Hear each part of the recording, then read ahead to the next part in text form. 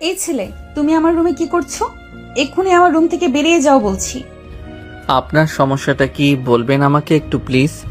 নিজের স্বামীর সঙ্গে কিভাবে কথা বলতে হয় জানেন না? সভ্যতা ভদ্রতা কি লোপ পেয়েছে আপনার মাঝে? স্বামী মাই ফুট। আমি তোমাকে কখনো নিজের স্বামী হিসেবে মেনে নেব না। সো জেগে জেগে এসব অবান্তর স্বপ্ন দেখা বন্ধ করো। আজব, জেগে জেগে স্বপ্ন দেখতে যাব কিসের জন্য? যেটা বাস্তব আমি সেটাই বলেছি। আপনি কি ভুলে যাচ্ছেন কিছুক্ষণ আগে আপনি নিজে সুস্থ মস্তিষ্কে নিজের ইচ্ছেতে শরীয়ত মোতাবেক আমাকে বিয়ে করেছেন? শোনো, একদম বেশি কথা বলবা না। পিচ্ছি পিচ্ছির মতো থাকবা। আর রইলো বাকি বিয়ের কথা, সেটা কেন, কোন পরিস্থিতিতে, কিভাবে হয়েছে সেটাও নিশ্চয়ই তোমার মনে আছে। আমি অত কিছু জানি না। যেভাবেই হোক বা যে পরিস্থিতিতেই হোক না কেন, বিয়েটা তো হয়েছে। আর আপনি মানেন বা না মানেন তাতে আমার বা আশেপাশের কারোর কিচ্ছু আসবে যাবে না। ধর্মীয় মোতাবেক এবং আইনত এখন আপনি আমার স্ত্রী। তাই শুধু আপনার রুম কেন, পুরো আপনার উপরে আমার অধিকার বিরাজ করছে। অধিকার? কিসের অধিকার? ভুলে যেও না, আমি কিন্তু বয়সে তোমার বড়। আর সব থেকে বড় কথা, যেখানে আমি এই বিয়েটাই মানি না সেখানে তোমাকে নিজের স্বামী হিসেবে মেনে নেওয়া তো অসম্ভব। শুধুমাত্র নিজের বাবার পাগলামির শিকার হয়ে আমাকে তোমার মতো একটা পিচ্চিকে বিয়ে করা লাগছে। কিন্তু আমি কখনোই তোমাকে নিজের স্বামী হিসেবে মেনে নিব না। আর নিজেকে স্বামী বলে স্বামীর অধিকারের দাবি নিয়ে দুঃস্বপ্নেও কখনো আমার কাছে এসো না, তাহলে আমার থেকে খারাপ আর কেউ হবে না। অহনার এমন অবান্তর কথা শুনে আরিয়ান বেশ বিরক্ত হয়, কিন্তু তারপরও কিচ্ছু বলে না। দেখো, তোমার সাথে এখন বেশি কথা বলতে আমার ভালো লাগছে না। তাই ভদ্র ছেলের মতো যেভাবে আমার রুমে এসেছিলে ঠিক সেইভাবেই রুম থেকে বেরিয়ে যাও। আমার এখন ঘুমের প্রয়োজন, মস্তিষ্ক পুরো বিধ্বস্ত হয়ে আছে আমার। সম্ভব নয়। দেখুন, আপনি যেমন পরিস্থিতির শিকার হয়ে বিয়েটি করেছেন, আমাকেও পরিস্থিতির শিকার হয়ে বিয়েটা করতে হয়েছে। এবং আপনি যেমন আপনার বাবাকে বাঁচানোর জন্য ইচ্ছে না থাকা সত্ত্বেও আমাকে বিয়ে করেছেন, ঠিক তেমনিভাবে আমাকেও আমার বাবা মায়ের জন্য আপনার মতো একজন বদমেজাজি মেয়ের সঙ্গে রুম শেয়ার করতে হবে। এখন আপনার কথা মতো যদি আমি রুম থেকে বেরিয়ে যাই, তাহলে আশেপাশের লোকে বিভিন্ন রকমের কথা বলবে, যে আমার বাবা মায়ের কানে গেলে তারা কষ্ট পাবে। এটা ভেবে যে আমি তাদের কথা রাখতে গিয়ে হয়তো তোমার মতো একটা মেয়েকে বিয়ে করে নিজের জীবনটা নষ্ট করে দিলাম। তাদের একটা ভুল ডিসিশনের জন্য যে আমার সারাটা জীবন নষ্ট হয়ে গেল, এটা যদি কোনোভাবে তারা বুঝতে পারে, তাহলে তারা কখনোই সহজভাবে মেনে নিতে পারবে না। আর এটা আমি কখনোই চাই না কোনো কিছুর জন্য আমার বাবা মা কষ্ট পাক। আরিয়ান অহনাকে আর কোনো কথা বলার সুযোগ না দিয়ে অহনাকে পাশ কাটিয়ে ঘরের এক পাশে রাখা সোফায় গিয়ে বসে পড়ে। অহনা আরিয়ানের এমন কাট গলায় উত্তর শুনে আর কিছুই বলতে পারে না, কিন্তু তার চোখে মুখে বিরক্তি আর রাগের ছাপ স্পষ্ট। সে এক প্রকার রাগে কটমট করতে করতে কাবার থেকে কাপড় বের করে ফ্রেশ হতে ওয়াশরুমে যায়। অহনা পুরো পরিস্থিতির উপরে এতটা পরিমাণে বিরক্ত ছিল যে ওয়াশরুমে যাওয়ার সঙ্গে সঙ্গে দরজাটা এত জোরে লাগাই যেন আর একটু হলেই দরজাটা ভেঙে যাবে। অহনা ফ্রেশ হয়ে এসে দেখে আরিয়ান অহনার বিছানায় বিপরীতমুখী হয়ে ঘুমিয়ে গেছে। তাই অহনাও আর কিছু না বলে নিজের বিছানায় গিয়ে শুয়ে পড়ে। অহনা, এই অহনা। ভাইয়া, আর একটু ঘুমাই না প্লিজ। জি না ম্যাম, আর একটুও না। আপনি কি ভুলে গিয়েছেন যে আপনার বিয়ে হয়ে গেছে? আজকে আপনাকে শ্বশুরবাড়ি যেতে হবে। অহনার ভাইয়ের কথা শুনে ধপ করে অহনার চোখ খুলে যায়। সে লাফ দিয়ে বিছানায় বসে। ভাইয়া প্লিজ, তুমি বাবাকে একটু বোঝাও না। আমি কখনোই ওই ছেলের সঙ্গে সুখে থাকতে পারবো না। তোমরা কেন বুঝতে চাইছো না বলো তো? আমি তো অন্য কাউকে ভালোবাসি। তোমরা কিভাবে পারলে ওই পিচ্চি ছেলেটার সঙ্গে আমাকে বিয়ে দিয়ে দিতে? অহনা, ভুলে যেও না, আরিয়ান কিন্তু এখন তোমার স্বামী। তাই তুমি ওর সম্পর্কে এভাবে বলতে পারো না। আর তাছাড়া তুমি এখন বিবাহিত, এরপরেও কিভাবে নিজের মুখে অন্য একটা ছেলেকে ভালোবাসার কথা বলতে পারো, যে ছেলে কিনা তোমার ভালোবাসার মূল্য দিতে জানে না? আর তাছাড়া আরিয়ান কিন্তু অনেক ভালো, একটা ছেলে, ও তোমাকে অনেক সুখে রাখবে। কিন্তু ভাইয়া, আমার থেকে বয়সে ছোট একটা ছেলের সঙ্গে কিভাবে আমি নিজেকে মানিয়ে নিব বলতে পারো? ও বয়সে তোমার থেকে ছোট হতে পারে, কিন্তু ভদ্রতা, সভ্যতা আর বুদ্ধিতে তোমার থেকে অনেক এগিয়ে। আর তাছাড়া বোন, আমার আরিয়ান সত্যি অনেক ভালো একটা ছেলে। ও সত্যি তোমাকে অনেক সুখে রাখতে পারবে, দেখে নিও। তুমি তো বলবেই সে তোমার শালা বাবু। সে আমার শালা হওয়ার আগেই তুমি আমার বোন। যাক, এখন ফ্রেশ হয়ে নিচে এসো, সবাই তোমার অপেক্ষায়। আমি নিশ্চয়ই তোমার ভবিষ্যৎ নিয়ে ছেলে খেলা করব না। আচ্ছা ঠিক আছে, তোমাকে এখন আমি আরিয়ানের বিষয়ে কিছুই বলবো না, কিন্তু তুমি নিজেই একদিন এসে বলবে আমরা তোমার জন্য যে সিদ্ধান্তটা নিয়েছি সেটা তোমার সিদ্ধান্তের থেকে কয়েক হাজার গুণ ভালো। কিন্তু ভাইয়া, আর কোনো কিন্তু নয়, দ্রুত উঠে ফ্রেশ হয়ে নিচে আসো, সবাই তোমার জন্য অপেক্ষা করছে। অহনার বড় ভাই আইমান অহনাকে আর কোনো কথা বলার সুযোগ না দিয়ে নিচে চলে যায়। অহনা হতাশ চোখে তার ভাইয়ের যাওয়ার দিকে চেয়ে রয়। অহনা ফ্রেশ হয়ে নিচে এসে দেখে তার বাবা, ভাই আরিয়ান এবং তার বাবা মায়ের সঙ্গে কথা বলছে। মাঝে মাঝে মৃদু হাসির শব্দ পাওয়া যাচ্ছে সেখান থেকে। অহনা এক পলক তার বাবার দিকে দেখে আর মনে মনে ভাবে, মানুষটা কি সুন্দর এমন হাস্যোজ্জ্বল চেহারা নিয়ে বসে আছে, কিন্তু এই মানুষটি গতকাল কি ভয়ঙ্করভাবে তার জীবনটি পরিবর্তন করে দিয়েছে। অহনা একটা দীর্ঘশ্বাস ফেলে রান্নাঘরের দিকে এগিয়ে যায়। সেখান থেকে টুকটাক আওয়াজ আসতেছে। তার মা এবং ভাবি সেখানে রান্নার কাজ করছে। এখন তোমার ওঠার সময় হলো? তুমি কি ভুলে যাচ্ছ? এখন তুমি শুধু এ বাড়ির মেয়ে নাও, সাথে অন্য বাড়ির বউ। আমি কি হতে চেয়েছি একবারও কি সেই কোন বাড়ির বউ? তোমরাই তো জোর করে আমাকে কোন এক বাড়ির বউ করেছো। অহনা, এবার কিন্তু বেশি বাড়াবাড়ি করছো তুমি। বাড়াবাড়ি আমি করছি? আম্মু, বাড়াবাড়ি তো তোমরা করছো আমার সাথে। অহনা তুমি। আহ আম্মু, ছেড়ে দিন না, ও তো ছোট মানুষ, কি বলতে কি বলে ফেলেছে। আপনিও তো তার সঙ্গে ছোটদের মতো আচরণ করছেন। আর তাছাড়া আমাদের অহনা কি বাইরে কোথাও যাচ্ছে নাকি? ও তো নিজের এক বাড়ি ছেড়ে আরেক বাড়ি যাচ্ছে। আমার আম্মু তো আগে থেকে অহনাকে অনেক ভালোবাসে। তুমি চিন্তা করো না, তুমি যেমন আমার আম্মুর মেয়েকে নিজের মেয়ের মতো আগলে রেখেছো, ঠিক তেমনি আমার আম্মু দেখো তোমার মেয়েকে কোনো অযত্ন হতে দেবে না। না মা, আমি জানি ও বাড়িতে ওর কোনো অযত্ন হবে না, কিন্তু ওর মধ্যে দিন দিন অভদ্রতা স্বভাব লোপ পাচ্ছে। ছেড়ে দিন আম্মু, ও ছোট মানুষ, কিছুদিন যেতে দিন, ও নিজেই ঠিক হয়ে যাবে। অহনা, তুমি বসার ঘরে যাও, সবাই সেখানে আছে, তাদের সঙ্গে কথা বলো। আমরা এক্ষুনি খাবার দিচ্ছি, তারপর আবার আমাদের বেরোতে হবে। বেরোতে হবে মানে? ও মা, এক রাতেই ভুলে গেলে? গতকাল যে তোমার আমার ভাইটির সঙ্গে বিয়ে হলো, তো আমাদের বাড়ি যেতে হবে না? তোমাকে তো তোমার সংসারটা বুঝে নিতে হবে। বাবা মা আর কয়দিন থাকবে বলো? আমি কোথাও যাব না। আর তাছাড়া ভাবি, বাবা মা না হয় অবুঝ, কিন্তু তুমি কিভাবে তোমারও ইচ্ছে ভাইয়ার সঙ্গে আমার বিয়েটা সমর্থন করছো? তুমি কি ভুলে যাচ্ছ তোমার ভাইয়া আমার কতটা জুনিয়র? আমি কিছুই ভুলি নাই অহনা। আরিয়ান যেমন আমার ভাই, তেমনি তুমিও আমার বোন। তাই তখন সেই পরিস্থিতিতে আমাদের যা ঠিক মনে হয়েছে আমরা সেটাই করেছি। এখন হয়তো তুমি বুঝতে পারছো না, কিন্তু যেদিন তুমি আমার ভাইটিকে বুঝবে এবং জানবে, সেদিন তুমি নিজে আমার ভাইটিকে সব থেকে ভালোবাসবে। কাল্পনিক ভাবনা। সকলেই বসে সকালের নাস্তা করছিল। এমন সময় অহনার বাবা একটু নরম সুরে আরিয়ানের বাবাকে বলল, ভাই সাহেব, মেয়েটা আমার একটু অবুঝ, কিন্তু মনটা অনেক ভালো। আপনারা তো ওকে চেনেন, ও কেমন, তাই যদি একটু ভুল করে থাকে নিজের মেয়ে মনে করে ক্ষমা করে দিবেন। ভাই সাহেব, এটা আপনি কেমন কথা বলছেন? অহনা মামনি কি করে আমার মেয়ে নয়? চিন্তা করবেন না আপনি।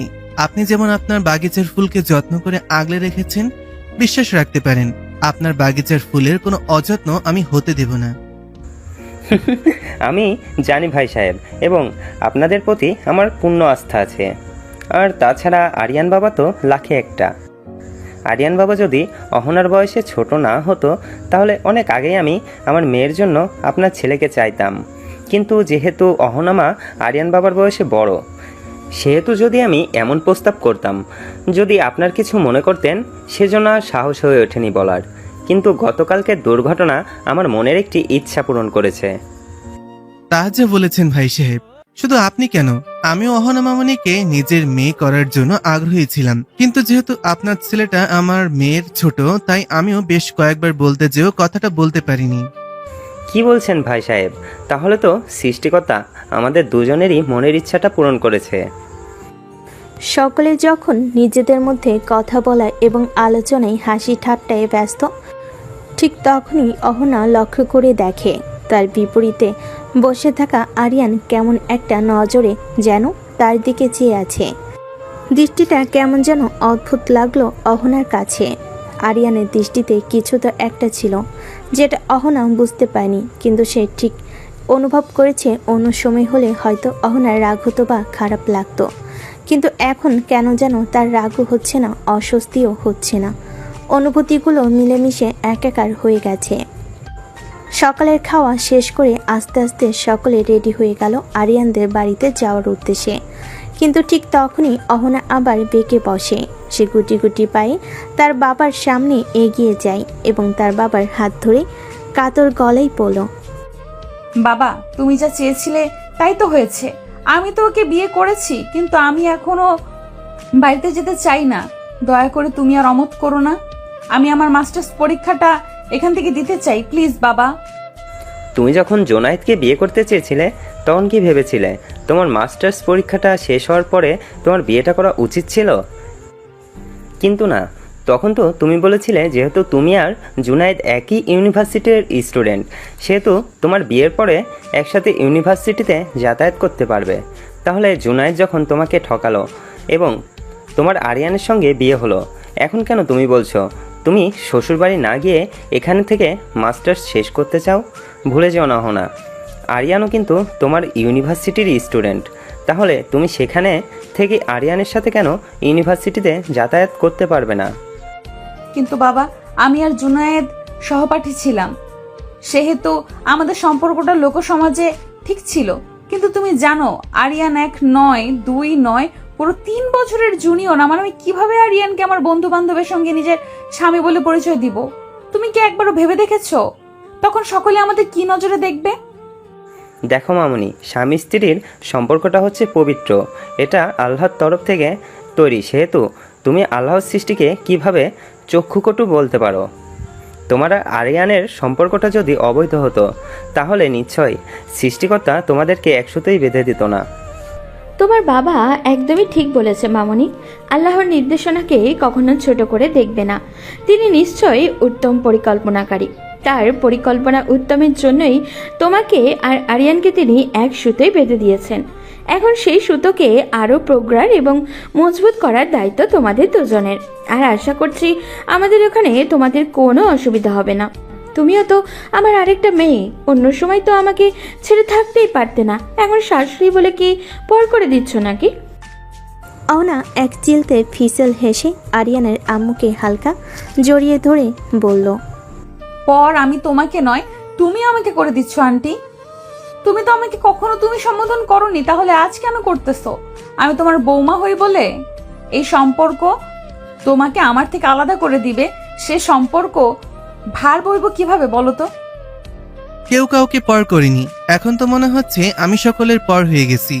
মামির সম্পর্ক আরো গাঢ় হয়েছে। এদিকে যে বাবাও দাঁড়িয়েছে, বাবাকে সবাই ভুলে গেছে। মেয়ে, তুমি সকলকে নিজের করলে, তবে আমাকে কেন দূরে ঠেলে দিলে? তোমাকে তো আমার আগে পৃথিবীতে আমি আসতে বলিনি, তাহলে কেন তুমি এলে? আর এলেই যখন, তবে কেন তুমি আমার মনে জায়গা করে নিলে? যখন জায়গা করে নিলে, তাহলে কেন এভাবে বিরহের ব্যথা দিচ্ছ বুকে? অহনার বাবা এবং আরিয়ানের বাবা দেশের নামকরা বিজনেসম্যানদের মধ্যে একজন। তাদের ব্যবসায়ী পণ্যের সক্ষতা সারা বিশ্বে ছড়িয়ে রয়েছে। দুজনে ব্যবসায়ী হওয়ায় তাদের মধ্যে খুব ভালো বন্ধুত্বের সম্পর্কের সাথে প্রতিদ্বন্দ্বিতাও ছিল বটে। মাঝে মাঝে দুজনে যখন কোনো বিজনেস মিটিংয়ে অ্যাটেন্ড করতেন, সেখান থেকে তাদের ভালো পরিচিতি বা নিজেদের মধ্যে ভালো সম্পর্ক। মাঝে মাঝে দুজনে যখন পরিবার নিয়ে কোনো ব্যবসায়ী পার্টি বা অনুষ্ঠানে যেতেন, সেখানে অহনার বড় ভাই আইমান এবং আরিয়ানের বড় বোন আরিয়া পরিচয় হয়। পরিচয় পাশাপাশি তারা জানতে পারে তারা দুজন একই ইউনিভার্সিটির ভিন্ন দুই ডিপার্টমেন্টের স্টুডেন্ট। এজন্য নিজেদের মধ্যে পরিচয় না থাকলেও বাবার সূত্রে তাদের মধ্যে ভালো পরিচিতি গড়ে ওঠে এবং আস্তে আস্তে এই পরিচিতি এবং বন্ধুত্ব প্রেমের সম্পর্কে সূত্রপাত করে। দুই পরিবার এই বিষয়টি জানতে পারে এবং তখন তারা হাসি মুখে বিষয়টি মেনে নেয় এবং তাদের সম্মতিতেই দুজনের বিয়ে দেয়। তারপর থেকে আরিয়ানের ও বোনের শ্বশুরবাড়িতে ঘন ঘনই আসা হতো, কারণ আরিয়ান ছোট কিন্তু সে তার আপুকে অনেক ভালোবাসতো। এজন্য আপুর সাথে হঠাৎ দূরত্ব সে মেনে নিতে পারে নাই, মন খারাপ করে থাকতো। এজন্য সে বারবার তার আপুর কাছে চলে আসতো এবং আরিয়াও তার ছোট ভাইকে আরিয়ানকে ভীষণ পছন্দ করত। তাই ভাই বোনের এই মিলন বন্ধন যেন মধুর। আরিয়ান যখন আরিয়ার বাড়িতে আসতো তখন অহনার সাথে তার দেখা হতো, কিন্তু তাদের মধ্যে তেমন খুব একটা ভালো সম্পর্ক কখনোই ছিল না। দুজনেই যেন দুই মেরুর। আরিয়ান যেমন শান্তশিষ্ট, অহনা ঠিক ততটাই ডানপিটে এবং দুষ্টু প্রকৃতি ছিল। সে সবসময় আরিয়ানকে বিরক্ত করত, পিচ্ছি পিচ্ছি বলে রাগানোর চেষ্টা করত, কিন্তু সে বারবার আরিয়ান কখনোই তার উস্কানিতে গা ভাসায়নি। সে সবসময় শান্ত এবং নীরব চোখে তা উপেক্ষা করত। অহনা চাইতো আরিয়ানকে বিরক্ত করতে, কিন্তু আরিয়ান বিরক্ত না হয়ে শান্ত থাকত। এজন্য একসময় অহনা আরিয়ানকে বিরক্ত করা বন্ধ করে দেয়। যখন আরিয়ানকে বিরক্ত করা বন্ধ করে দেয় তখন আরিয়ানের বেশ খারাপ লাগতো। কেন যেন না তার অহনার শূন্যতা কাজ করত। অহনার বিরক্ত করাটা তার মধ্যে ভালো লাগাতো, কিন্তু সে কখনো প্রকাশ করত না। যখন আরিয়ান আস্তে আস্তে বড় হলো তখন সে আরিয়ার বাড়িতে যাওয়া কমে আসলো দিন দিন। দিন দিন আরিয়ান যেন কেমন বদলে যাচ্ছিল। সে এখন আর আগের মতো কারোর সঙ্গে ঠিকঠাক কথা বলে না, বাইরে যায় না, সবসময় চুপচাপ থাকে, যেন নিজের মধ্যে বন্দি হয়ে গেছে। বারবার শুধু অহনাকে দেখতে ইচ্ছে করে, তার ছোট ছোট দুষ্টামিগুলো দেখতে মন চাই, কিন্তু এখন সে সেসব থেকে বঞ্চিত। একসময় আরিয়ান বুঝতে পারে অহনাকে ছাড়া সে বাঁচতে পারবে না। ওর হাসি, ওর রাগ, ওর উপস্থিতি সব কিছু তার ভালো থাকার জন্য দরকার, কিন্তু অহনা কি কখনো একবারও তাকিয়ে দেখেছে তার দিকে? আরিয়ানের জানা নেই। অহনা মাঝে মাঝে আরিয়ানদের বাড়িতে যেত। ওর সঙ্গে আরিয়ানের বাবা মায়ের সম্পর্কটা ছিল ভীষণ ভালো। ওদের সঙ্গে গল্প করতো, হাসতো, রান্নাঘরে বসে চা খেত।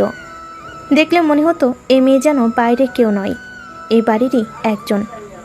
আরিয়ান দূর থেকে সব কিছু দেখত, হাসতো, চুপি চুপি ভাবতো ও যদি জানতো আমি ওকেই নিজের মনে কত গভীরে রেখেছি। অহনা ওর বাবা মায়ের সঙ্গে মিলেমিশে থাকা দেখে আরিয়ান প্রশান্তি পেত, কারণ তার কাছে ওটাই ছিল শান্তির চিহ্ন। অহনা যেন সত্যি তার জীবনের অংশ হয়ে উঠেছে। আরিয়ান, কি এত আকাশ কুসুম ভাবছিস তুই? তোকে কতক্ষণ ধরে রাখছি, কানেই যাচ্ছে না? গাড়িতে বসে চিন্তার জগতে হারিয়েছিল আরিয়ান। আরিয়ার ডাকে চমকে উঠে বুঝলো কল্পনায় ডুবেছিল এতক্ষণ। চারপাশে কি হচ্ছে তার কোনো খেয়ালই ছিল না। না, কিছু না আপু, এমনি একটু ক্লান্ত লাগছিল। সত্যি করে বল তো ভাই, কেউ কি কিছু বলেছে তোকে? না তো, হঠাৎ এমন করে জিজ্ঞেস করছিস কেন? জানি না, তবে শোন, অহনা যতই রাগী হোক না কেন, তার মনটা ভীষণ নরম। যদি একবার কাউকে মনে জায়গা দেয় তাহলে সে জায়গা সারা জীবনের জন্য বন্দী হয়ে যায়।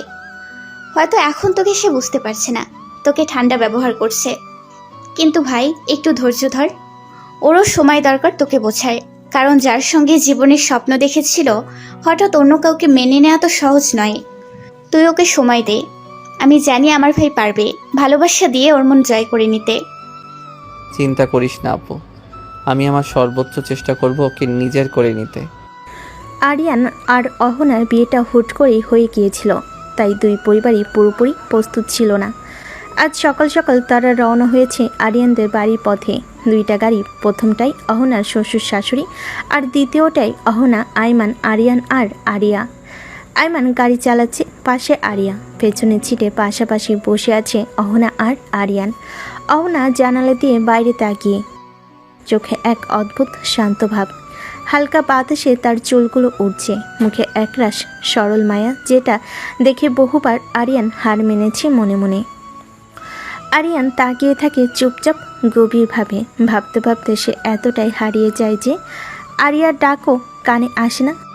হঠাৎ আরিয়া তাকে তার ধ্যান ভাঙিয়ে এবং সে আশেপাশে তাকিয়ে দেখে অহনা এতক্ষণ তার আর আরিয়ানের কথা শুনে আরিয়ানের দিকে শান্ত দৃষ্টিতে তাকায়। হঠাৎ অহনার এমন শামিত সরল দৃষ্টিতে আরিয়ান কিছুটা অবাক হয়। এরপরে পুরো রাস্তা আরিয়া এবং আইমান নিজেদের মধ্যে টুকটাক কথা বলেছে, কিন্তু আরিয়ান এবং অহনা একটি কথাও কেউ বলেনি। সকলে আরিয়ানদের বাসে আসার পর ভালোভাবে বাড়িতে গুছিয়ে আরিয়া এবং আইমান ফিরে আসে। সব কাজকাম সেরে রাতে খাবার খেয়ে যখন সবাই সবার রুমে ঘুমাতে যায় তখন বাদে আরেক বিপত্তি। এই পিচ্ছি, তুমি যে বিছানায় ঘুমাতে যাচ্ছ তাহলে আমি ঘুমাবো কোথায়? আরে কি আজব, আপনি কোথায় ঘুমাবেন আমি কি জানি। দেখো, আমি কখনো তোমার সঙ্গে বেড শেয়ার করতে পারবো না। দেখুন, আমি বিছানা ছাড়া ঘুমাতে পারি না, এজন্য গত রাতে ঠিক মতো ঘুমাতে পারিনি, যার জন্য এখন পর্যন্ত মাথা ব্যথা করছে। গতকালকে ওটা আপনার বাড়ি ছিল জন্য কোনো সিন ক্রিয়েট করিনি, কিন্তু এটা আমার বাড়ি, আমার ঘর, তাই আমি নিশ্চয়ই আপনার জন্য আমি আমার ঘরের নিচে ঘুমাতে পারবো না বা সোফায় ঘুমাতে পারবো। তার মানে তুমি আমাকে বিছানায় ঘুমাতে দিবে না?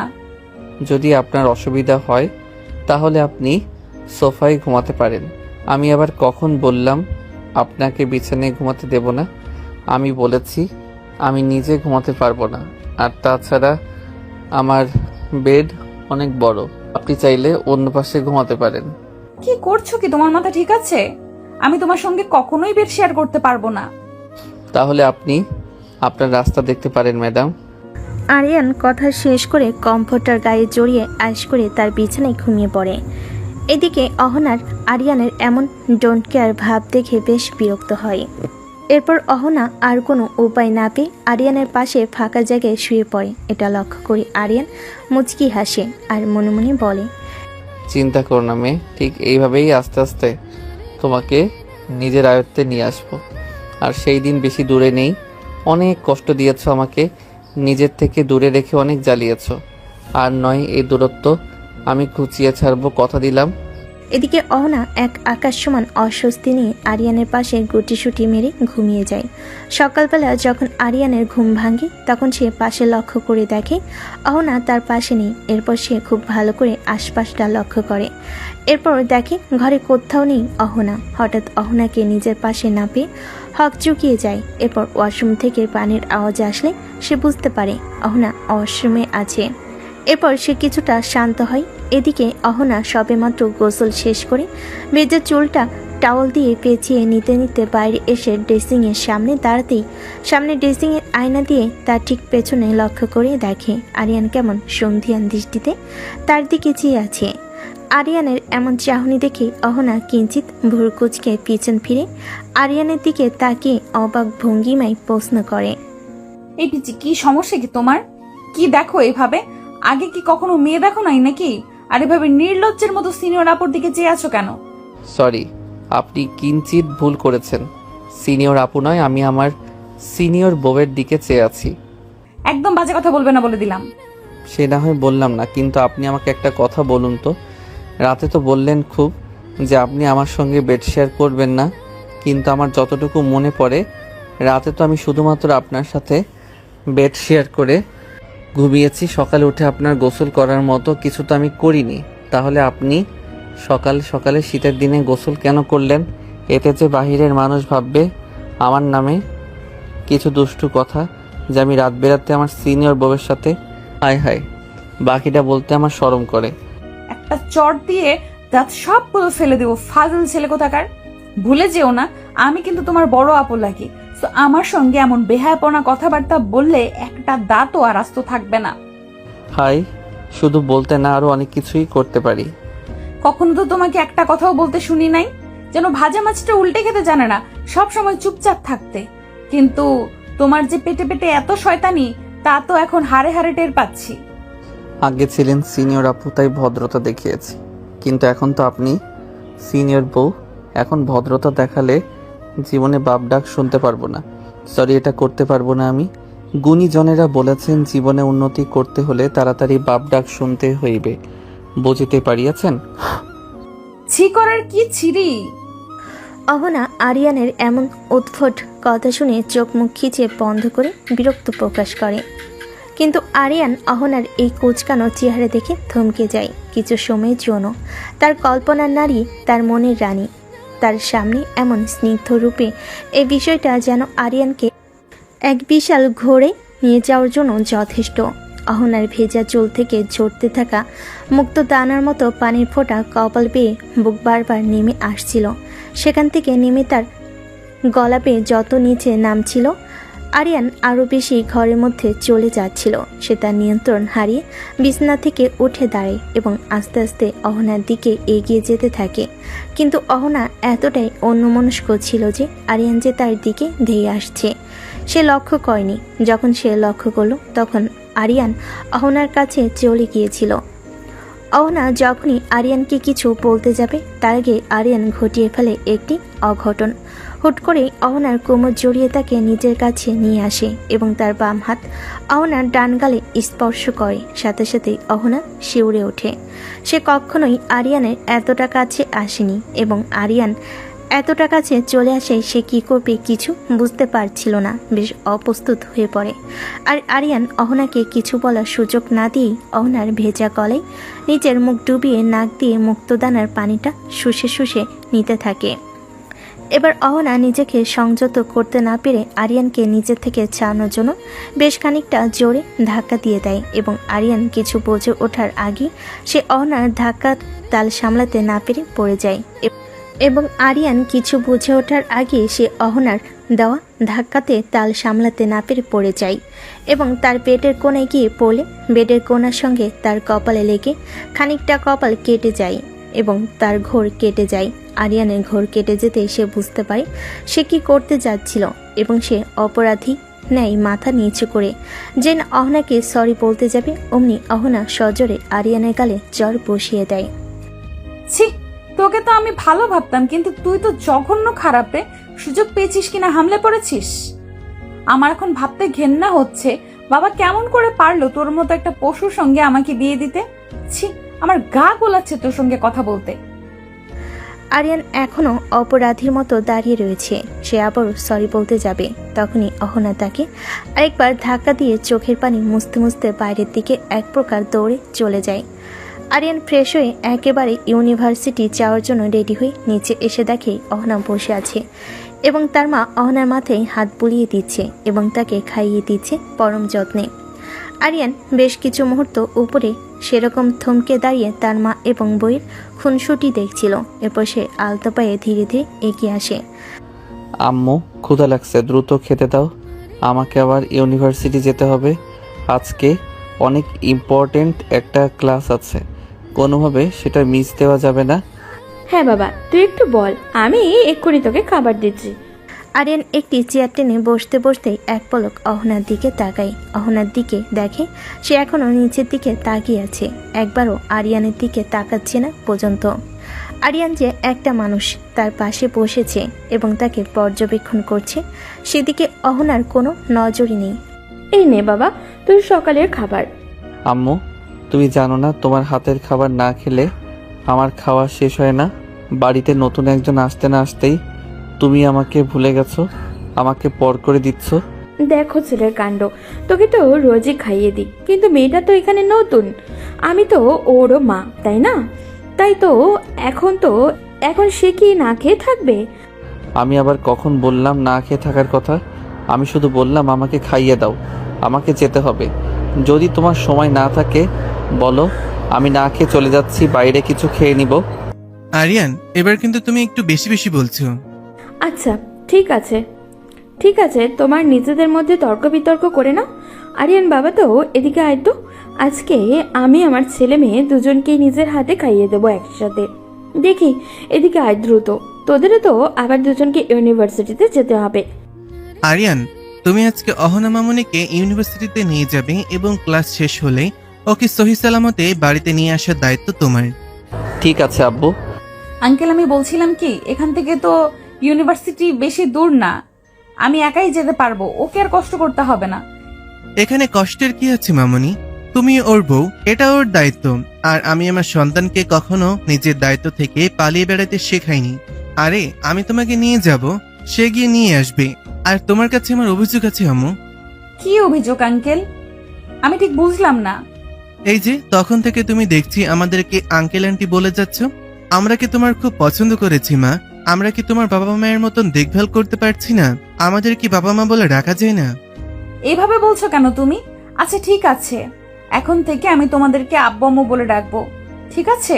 আর অভিমান করতে হবে না। আরিয়ানের মা আরিয়ান এবং অহনাকে পরম যত্নে খাইয়ে দিচ্ছিল।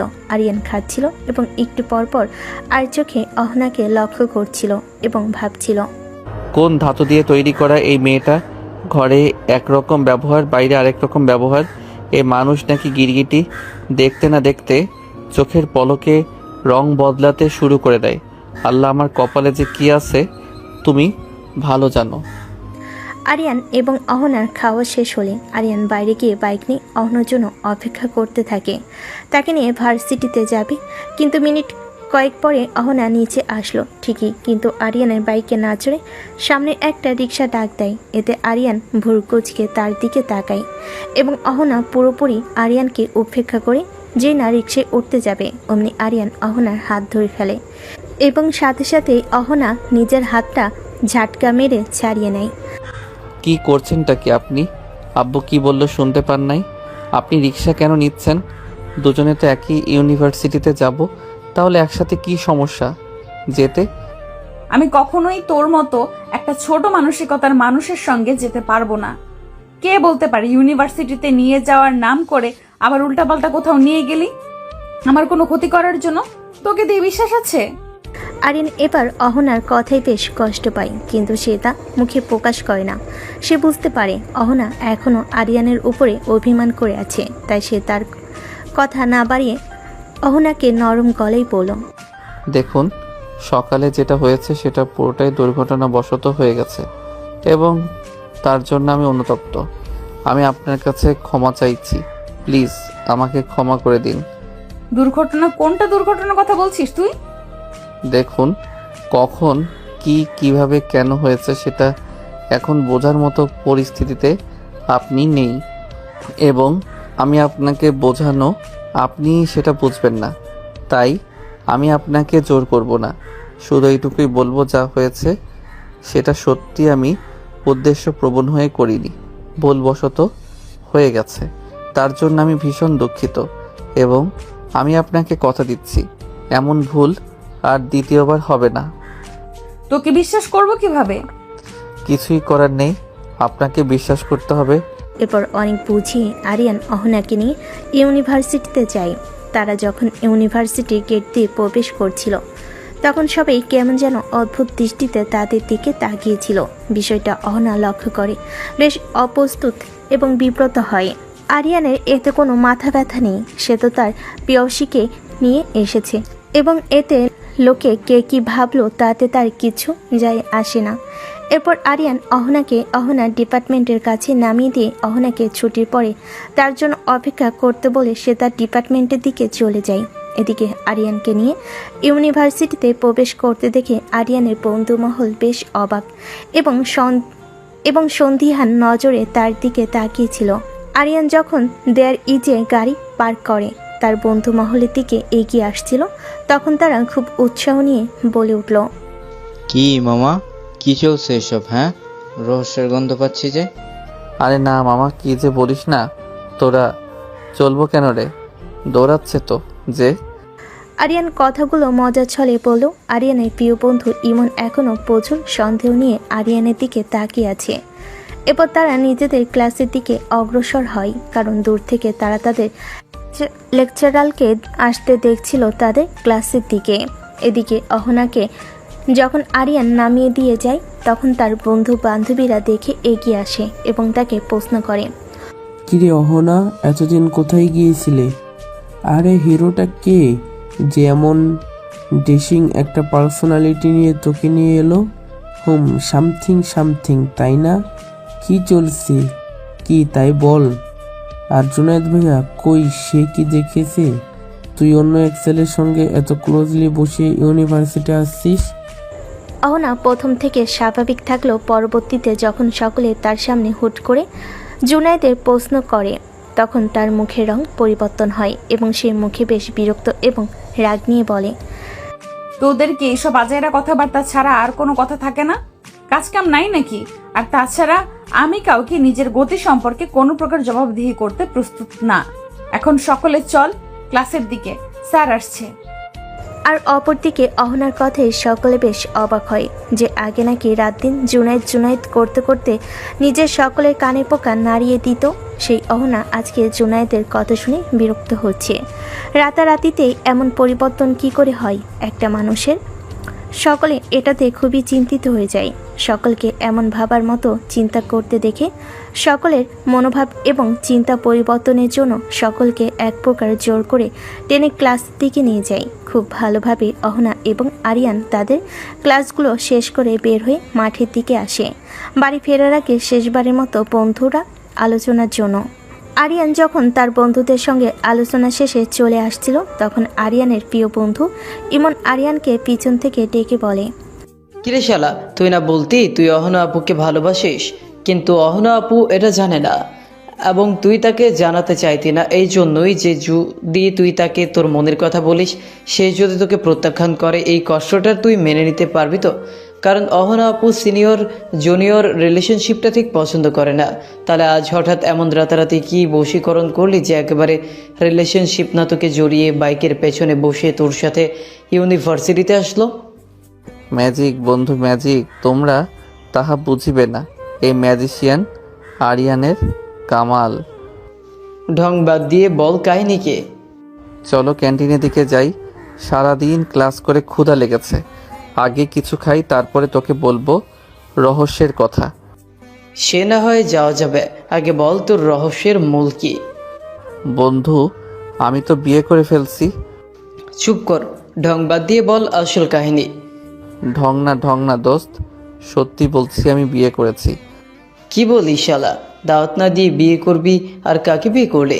আর সব থেকে বড় কথা, তুই যদি বিয়ে করে থাকিস তাহলে অহনা আপু তোর সাথে কি করে? এটা কি তোর বউ জানে?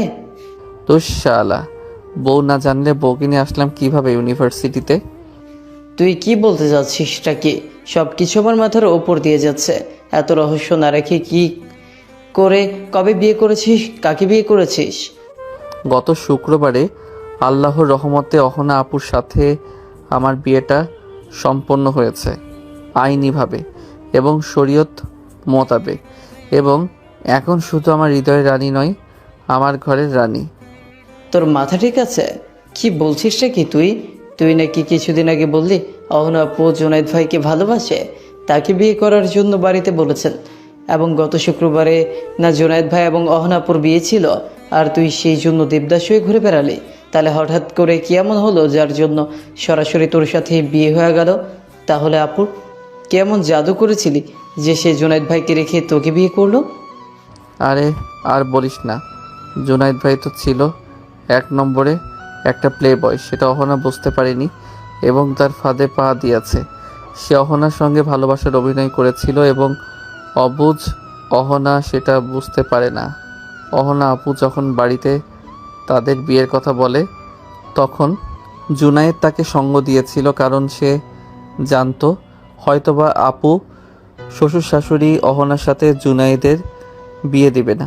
তখন সে কিছু ইমোশনাল ডায়লগ দিয়ে আবার অহনা আপুর কাছে নিজের সিম্প্যাথি বজায় রাখবে। কিন্তু ঘটনাটা যখন ঘটে গেল, উল্টো আপু শ্বশুর শাশুড়ি যখন নিজের মেয়ের ভালো এবং ভালোবাসার কথা ভেবে জুনায়েদকে মেনে নিয়ে তার সঙ্গে বিয়ের ব্যবস্থা করলো, তখন জুনায়েদের মাথায় বাজ পড়ে। কারণ একজন প্লে বয় ছেলে সারা জীবন যে মেয়েদের সঙ্গে প্রতারণা করে এসেছে এবং মেয়েদের মন নিয়ে খেলাই যার একমাত্র লক্ষ্য, সে কখনো একটা মেয়ের সঙ্গে তার জীবন অতিবাহিত করতে চাইবে না, এবং ঘটলো তাই। বিয়ের দিন যখন সকল আয়োজন সমাপ্ত, বিয়ে পড়ানো হবে, সব কিছু রেডি করেছিল ঘরোয়াভাবে, তখন সবাই বরের জন্য অপেক্ষা করছিল কখন বর আসবে এবং বিয়ে পড়ানো হবে। এইভাবে কয়েক ঘন্টা অতিবাহিত হওয়ার পরে যখন আপুর শ্বশুর শাশুড়ি অহনাকে বলে যে কোথায় জুনায়েদ এবং তার পরিবারকে ফোন দাও। তখন অহনা বারবার জুনায়েদকে ফোন দিতে থাকে, কিন্তু জুনায়েদ একটা ফোনও রিসিভ করে না। বারবার জুনায়েদের ফোন বন্ধ দেখায়।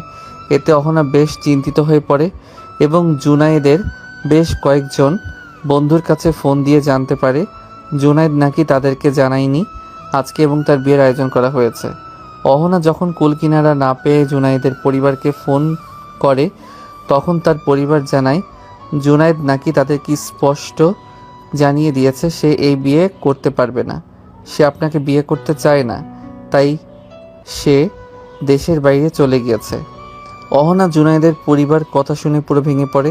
অহনার এই বিধ্বস্ত অবস্থা দেখে দুলাভাই এবং আঙ্কেল যখন অহনাকে জোর করে কি হয়েছে বলার জন্য, তখন অহনা অনেক কান্না করে, তার ভাই এবং বাবাকে জড়িয়ে ধরে এবং পুরো ঘটনা খুলে বলে। পুরো ঘটনা শোনার পরে আঙ্কেল পুরো ভেঙে পড়ে এবং অসুস্থ হয়ে যায় এক প্রকার।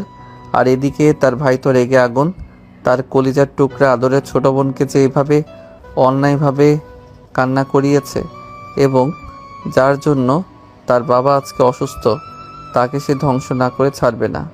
এই জন্য সে জুনায়েদের খোঁজ লাগে এবং জানতে পারে জুনায়েদ অন্য একটা মেয়েকে নিয়ে দেশের বাইরে গিয়েছে এবং এটা নাকি জুনায়েদের স্বভাব, এক একদিন এক এক মেয়ের সঙ্গে সম্পর্ক কন্টিনিউ করা। এরপর যখন আঙ্কেল হঠাৎ করে অসুস্থ হয়ে পড়ে, তখন আঙ্কেলের মতো এমন কঠিন ব্যক্তিত্বের মানুষকে এতটা হতাশ হতে দেখে আমার বাবা আঙ্কেলের কাছে এগিয়ে যায় এবং তাকে পুরো সান্ত্বনা দিতে থাকে। কিন্তু যখন আঙ্কেল পুরো ভেঙে পড়ে, আব্বুর হাত ধরে এক প্রকার কান্না করে দেয়। তখন আব্বু বলে আমার সঙ্গে অহনার বিয়ে দিবে যদি কারো কোনো আপত্তি না থাকে।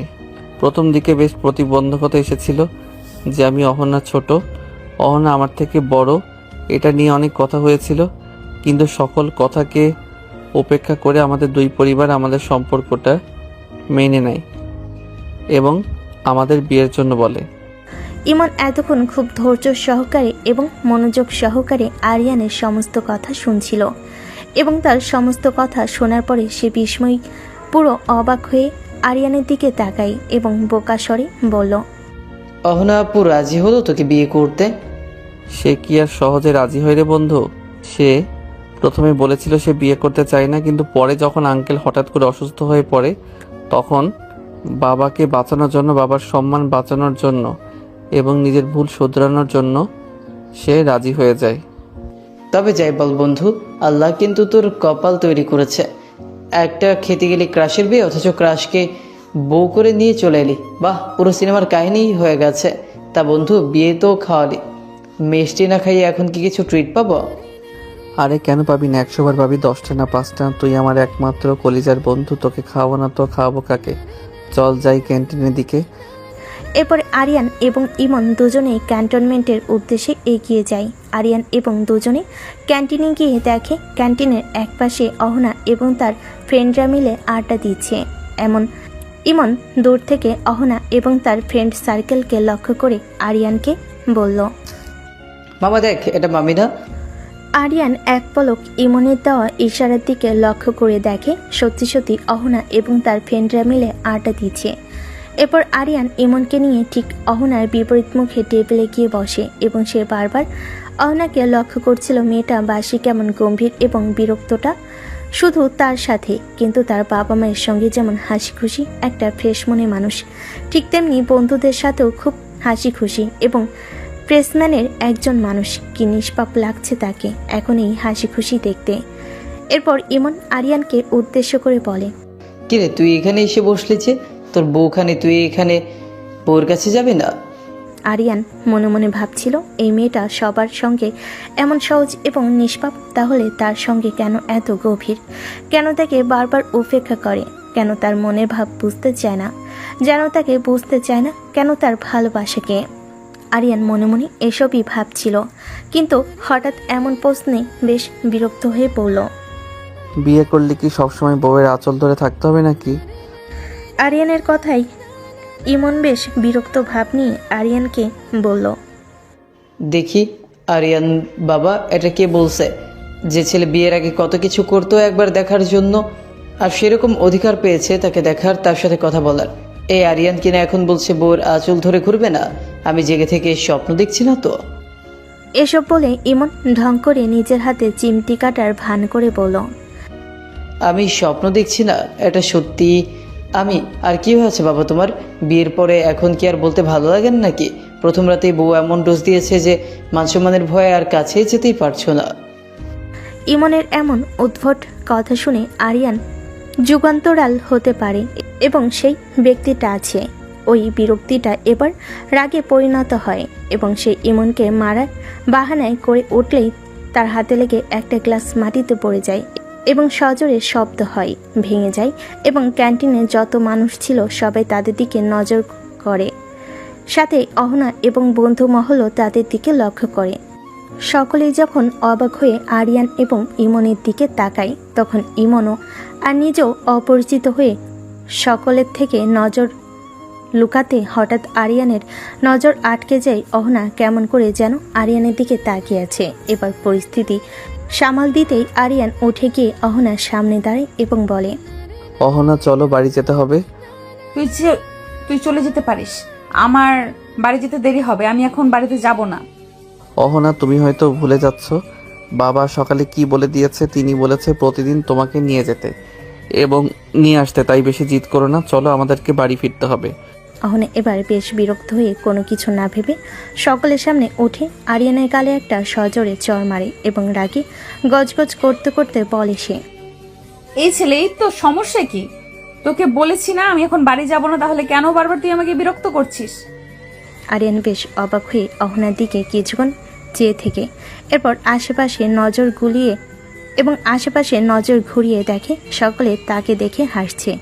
এতে আরিয়ান বেশ অপমানিত বোধ করে এবং সে আর কাউকে কিছু না বলে মাথা নিচু করে সেখান থেকে বেরিয়ে যায় এবং ইমন আরিয়ানের পিছনে তাকে ডাকতে ডাকতে যায়, কিন্তু আরিয়ানের জন্য কোনো কথাই তার কানে যাচ্ছে না। এতদিন অহনা আরিয়ানকে অনেকভাবে অপমান করেছে, কিন্তু কখনো আরিয়ানের এতটা খারাপ লাগেনি। কিন্তু আজকে অহনা যেটা করেছে তার জন্য আরিয়ান মনে মনে ভীষণ কষ্ট পেয়েছে। আরিয়ান মনে মনে ভাবে সে কি সত্যি অনেক বেশি বেশি করে ফেলেছে? সে কি সত্যি সত্যি অহনাকে খুব বেশি বিরক্ত করে ফেলেছে? এভাবে সে ভাবছিল এবং তার চোখ দিয়ে কয়েক ফোঁটা নোনা জল গড়িয়ে পড়ে রাগে অপমানে। কিন্তু এদিকে অহনা আরিয়ানকে রাগের কারণবশত চর মেরে দিল। পরবর্তীতে ওর জন্য মনে মনে তার ভীষণ খারাপ লাগে, কারণ আরিয়ান তো ভুল কিছু করেনি। সকলেই তো সত্যি সত্যি আরিয়ানের বাবা তাদের দুজনকে একসাথে ইউনিভার্সিটিতে যাও আসা করার জন্য বলেছিল। সে তো শুধুমাত্র তার দায়িত্ব পালন করতে চেয়েছিল, কিন্তু অহনা এটা কি করলো?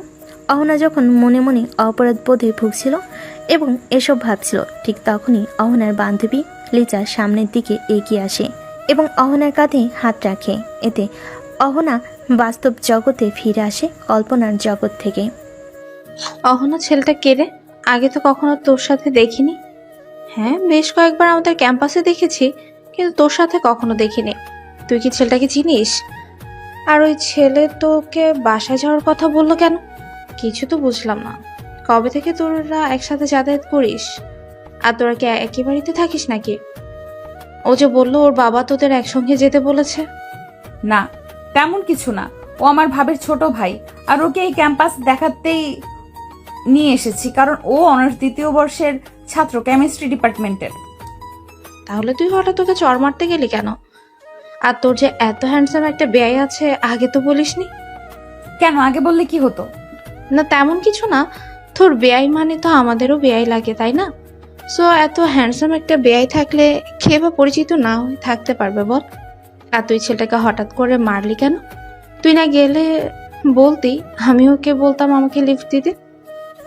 অহনা এতক্ষণ চুপচাপ লিজার কথা শুনলেও লিজার বলা শেষ কথাগুলো যেন সূচের মতো তার কানে প্রবেশ করে। অহনা লিজার দিকে তাকিয়ে দেখে লিজা কেমন একটা অদ্ভুত করে যেন হাসছে, যেটা অহনার একদম পছন্দ হয়নি। আর তাছাড়া লিজার বলা প্রতিটা কথার মধ্যে যে সে কিছু ইঙ্গিত দিচ্ছে, এটাও অহনার বুঝতে আর বাকি রইল না। লিজার আরিয়ানের দিকে এমন চোখে তাকিয়ে থাকা এবং আরিয়ানকে নিয়ে এসব কথাবার্তা বলে অহনার একদম ভালো লাগেনি। কেন লাগেনি, কিসের জন্য লাগেনি, এটা অহনা নিজেও জানে না, কিন্তু এটা যে অহনার ভালো লাগেনি শুধু এইটুকুই জানে অহনা। আরিয়ানের দিকে অন্য মেয়েরা কেন এমন চোখে তাকাবে, তাকে নিয়ে কেনই বা এমন কথা বলবে? হঠাৎ কিছু একটা মাথায় আসেই অহনা মনে মনে বলে, ওকে নিয়ে কে কি ভাবলো, কে কি বললো, এতে আমার কি? আমি কি সব ভাবছি? এটা তো আমার কিছু যায় আসে না। তাহলে কেন আমার এত খারাপ লাগছে? লিজার এই দৃষ্টি দেখে কেনই বা আমার খারাপ লাগছে? লিজার আরিয়ানকে নিয়ে বলা প্রত্যেকটা কথার মধ্যে এ তোর থাক, আমার ভালো লাগছে না, আমি বাড়ি যাব, আসছি বলেই অহনা নিজের ব্যাগটা কাঁধে নিয়ে ক্যান্টিন থেকে বেরিয়ে আসে। অহনা আর কাউকে কোনো দিন একটা রিক্সা নিয়ে বাড়ির উদ্দেশ্যে চলে যায়। অহনার রিক্সা ছুটে চলেছে আপন গতিতে। হঠাৎ করে রিক্সার ব্রেক করায় অহনা কিছুটা সামনের দিকে ঝুঁকে নিজের ব্যালেন্স ঠিক করে। অহনা সামনের দিকে তাকিয়ে দেখে একটা কালো রঙের গাড়ি তার রিক্সার সামনে দাঁড়িয়ে আছে, পথ আটকে। এতে অহনার রাগ বিরক্ত আরো বেড়ে যায়। হঠাৎ অহনা লক্ষ্য করে গাড়ি থেকে আর কেউ নয় বরং জুনায়েদ নেমে আসছে। হঠাৎ জুনায়েদকে নিজের পথ আটকে দাঁড়িয়ে থাকতে দেখে অহনার রাগের মাত্রা যেন আরো কয়েক শত গুণ বেড়ে যায়। অহনাকে কিছু বলতে যাবে তার আগে হঠাৎ করে জুনায়েদ এসে অহনাকে কিছু বলতে না দিয়ে অহনার হাত ধরে বলে, চলো অহনা।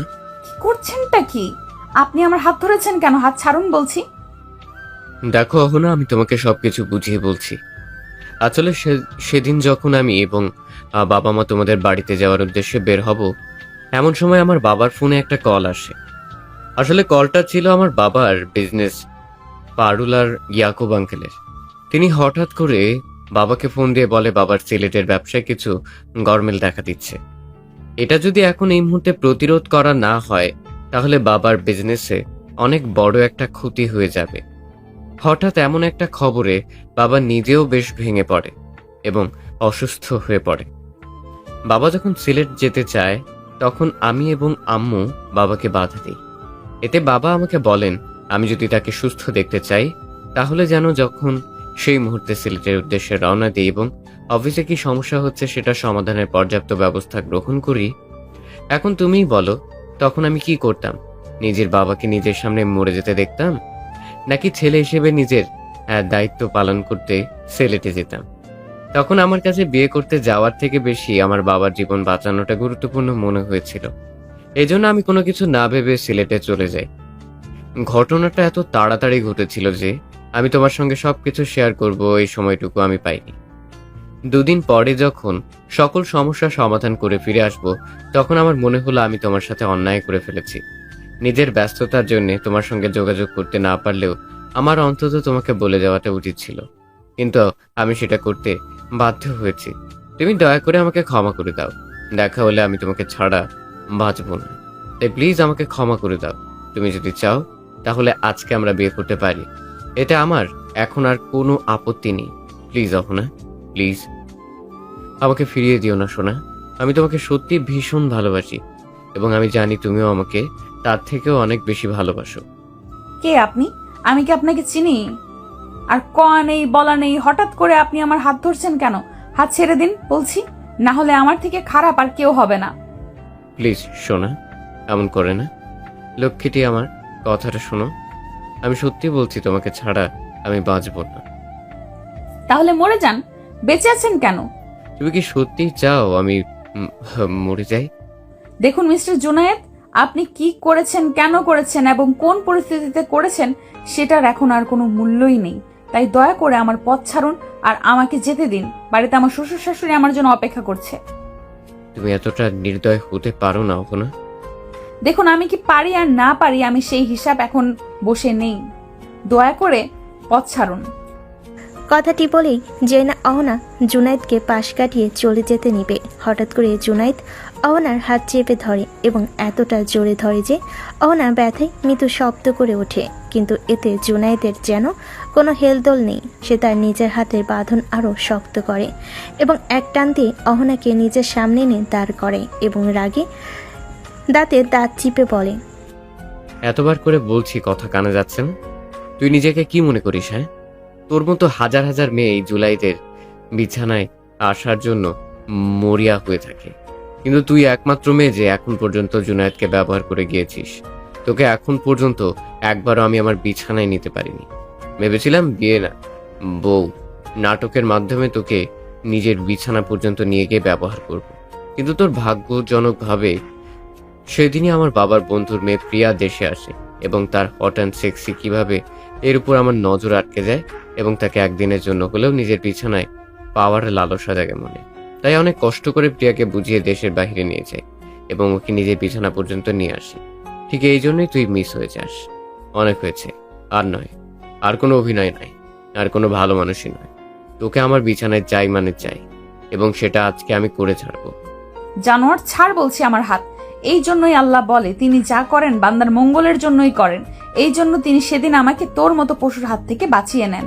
আর আমি কিনা তোর মতো পশুর জন্য আমার নিষ্পাপ স্বামীকে কষ্ট দিচ্ছি? তোকে ভালোই ভালোই বলছি আমার হাত ছেড়ে দে, তা না হলে আমার ভাই বা আমার স্বামী যদি জানতে পারে তোর হাত আর হাতের জায়গায় থাকবে না।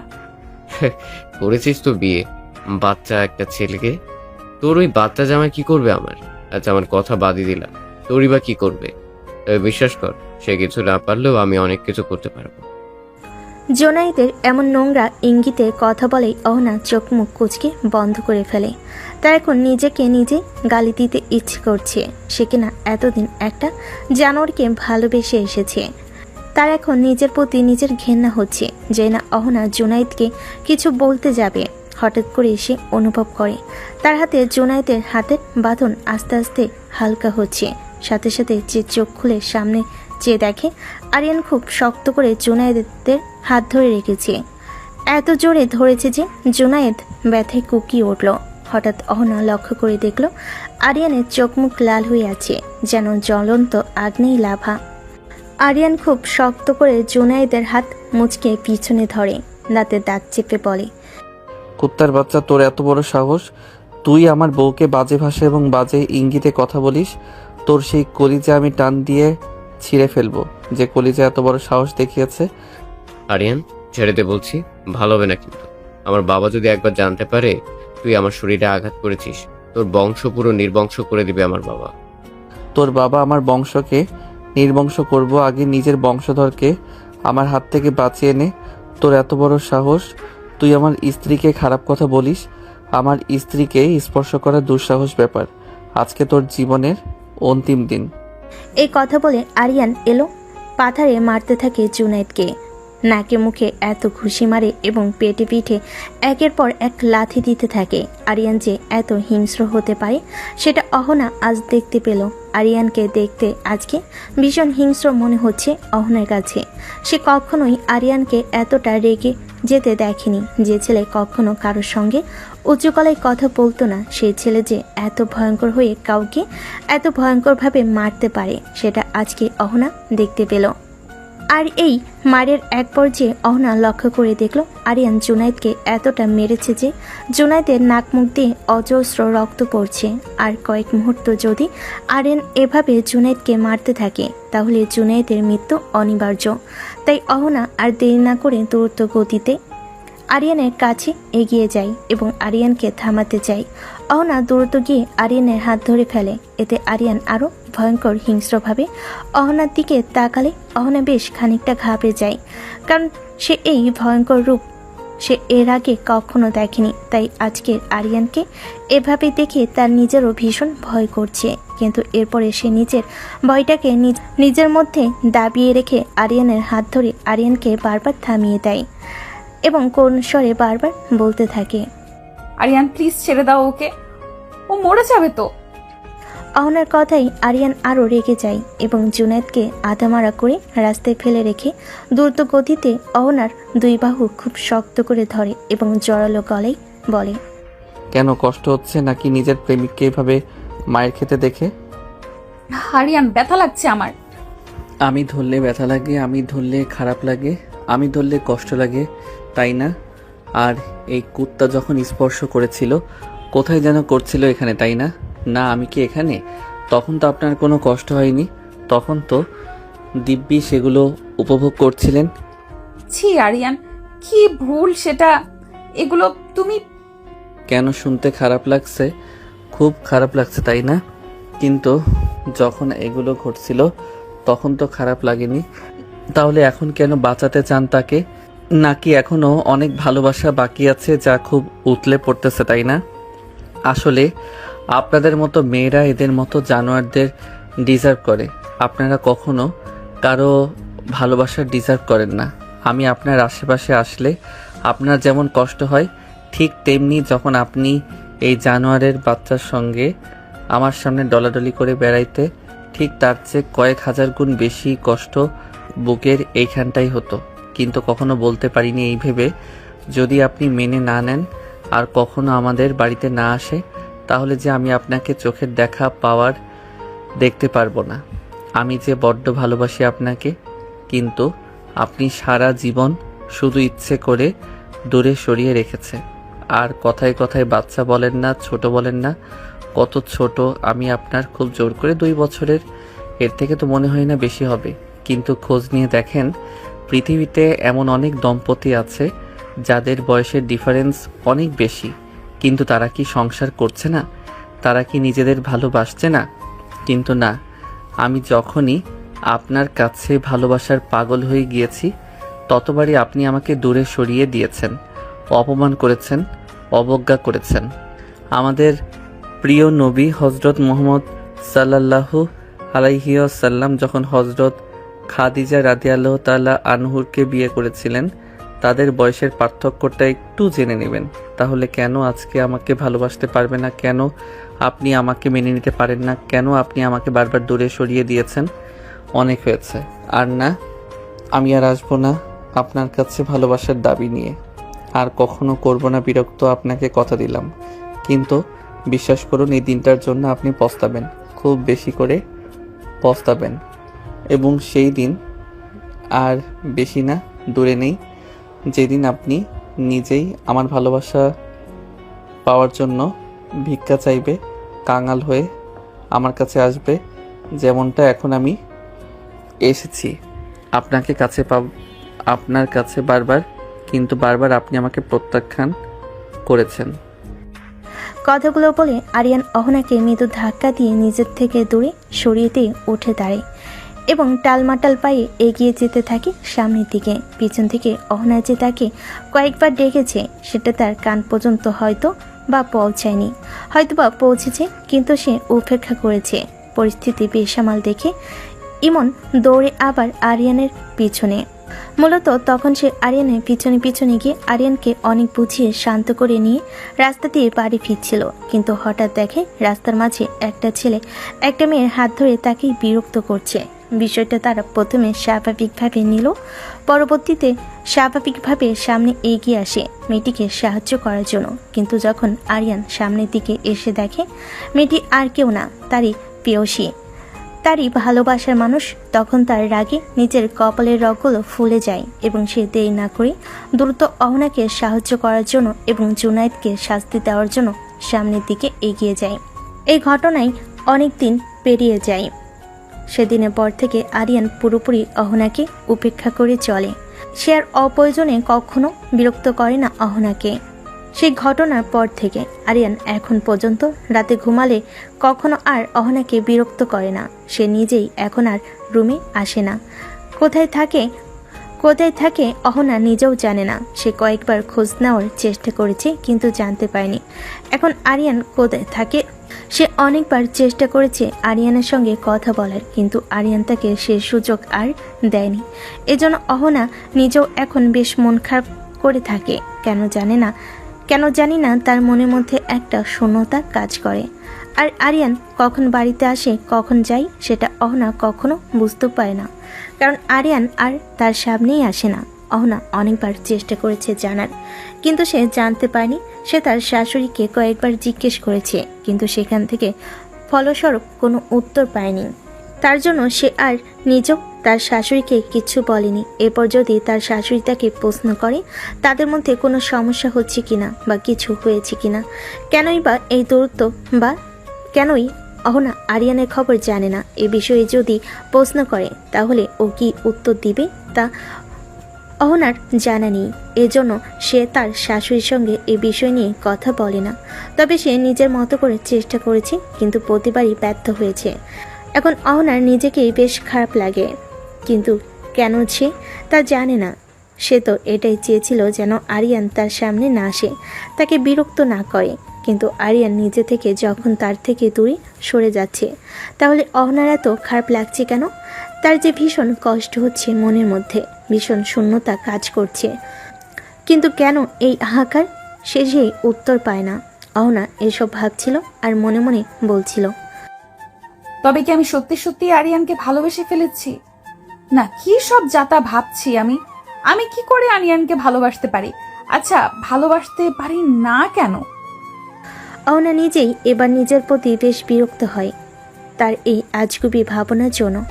অহনার শাশুড়ি ডাইনিং টেবিলে সকালের খাবার দিচ্ছিলেন। অহনা এখন খুশি হয়ে তার শাশুড়িকে সাহায্য করছিল। এমন সময় অহনা শীত দিকে নজর যায়। আরিয়ান সেজেগুজে কোথায় যেন একটা বের হচ্ছে। আরিয়ানকে দেখে অহনার মন খুশিতে পুলকিত হয়ে যায়।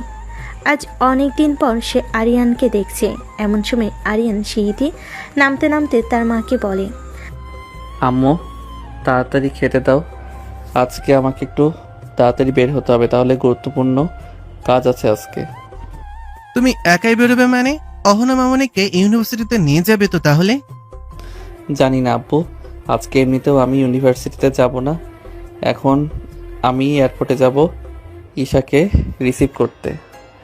ঈশা মামনি ফিরে আসছে নাকি? কই, আগে তো বলিসনি। আগে তো আমি জানতাম না আব্বু, আসলে ও যে আসছে এটাও কাউকে বলেনি, ইভেন এমন কেউ না। সে আসলে সবাইকে সারপ্রাইজ পেতে চায়, তাই কাউকে কিছু বলেনি।